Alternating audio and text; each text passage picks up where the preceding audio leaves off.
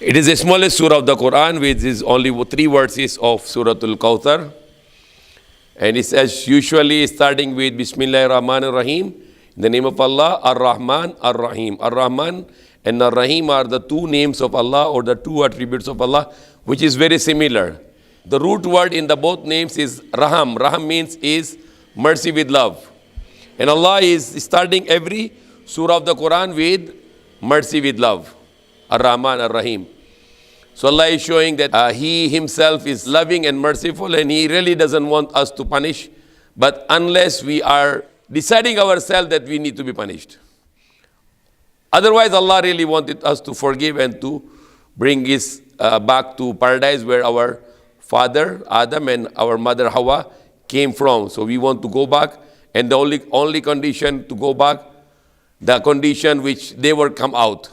Why the Adam and Hawa were come out? Because they disobey Allah, one commandment, and we want to go back. So only the thing that we need to obey Allah. Example, one of the obedience of Allah is very difficult for us today. For example, when you go in the street and you look some women and they looks very attractive to you, and you look at them, then you are disobeying Allah. But if you don't look at them, you look down, you are obeying Allah. So every moment of the life we have some commands of Allah in which we need to be passed and not to be failed.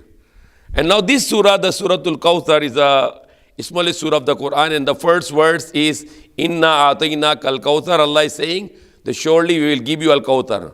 And al-Khauthar meaning is abundance, could be, and it could be meaning is the Hawd Khauthar, the fountain of Khauthar on the day of judgment, which will be given to Prophet Muhammad SAW, and he will let his followers to drink from that house, the fountain.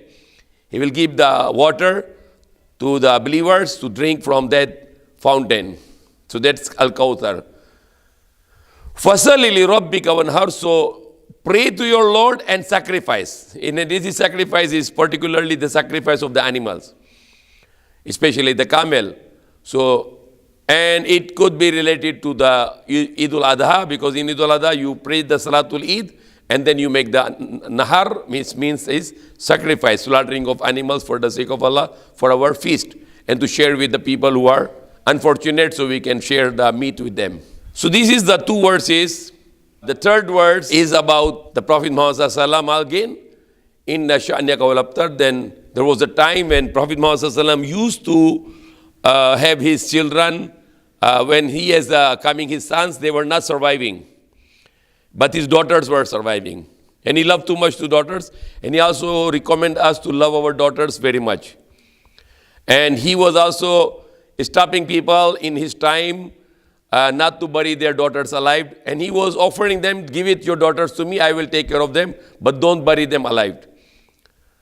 So he was not getting his sons to grow, and his sons were dying in young age, and his daughters survived. His 4 daughters, Fatima, Zainab, Kulthum, Ruqayya, they were survived. But his sons like Qasim, Ibrahim, they were died in young age.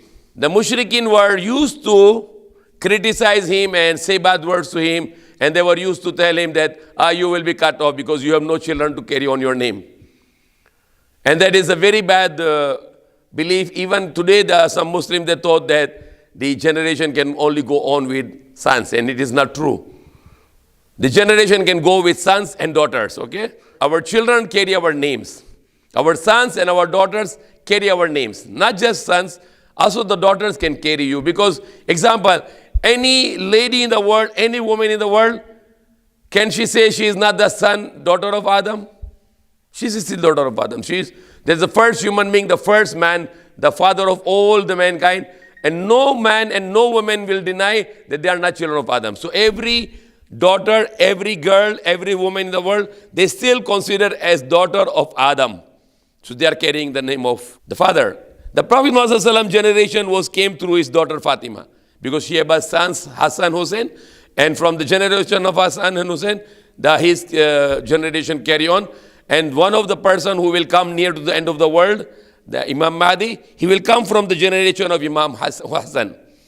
From the generation of Imam Hassan. So that will be still Ahl Bayt, and there will be still generation of Prophet Muhammad through his daughter. So it was the wrong ideology of the Mushrikeen in that time, that the Prophet Muhammad has no son, so he will be cut off. No. his generation is, his progeny is going on through his daughter and not through his son, because his son died in young age. The person's generation can go on until the day of judgment through sons and daughters. That is what Islam teach. Islam never discriminated the woman. Rather, Islam uplifted the woman. The Prophet Muhammad uplifted the woman. The Quran uplifted the woman, giving the more priority to the woman. Why? Because woman is obliged by the people, the men. The man is obliged to take care of woman. First, when the child born, the daughter, the girl born, she is obligation of the father. Father can give everything to her. When she grow big, and then the brother grow big, she becomes the responsibility also for the brother now. Not just father, even the brothers have to take care of her. She don't need to do anything. She don't need to look for the livelihood. Father, and now also brothers has to provide everything. That is how important respect for the woman in Islam. She's free from financial obligation, and she's free from protecting herself obligation. She will be protected by the father, by the brothers, by the husband, and by the sons. When she grow big, she get married, now the husband also will provide her and protect her. So this is another relation now in her life who is going to protect her and is going to provide her all needs. And then when she get the children, she get the sons also are obliged to take care of the mother. So first, all the sons, the first person they need to take care is the mother. No one else beside above the mother. So this is how the great was the caring of Islam given to the woman. The time of the Jahiliyyah, when the Prophet came to this world, the women were buried alive, and the Prophet was used to stop them, and he used to protect the women. And he said that if anyone will take care of the two daughters, he will be with me like this in the paradise. And they say 3, he said they will be like this to be with me in the paradise. So women are great honored in Islam.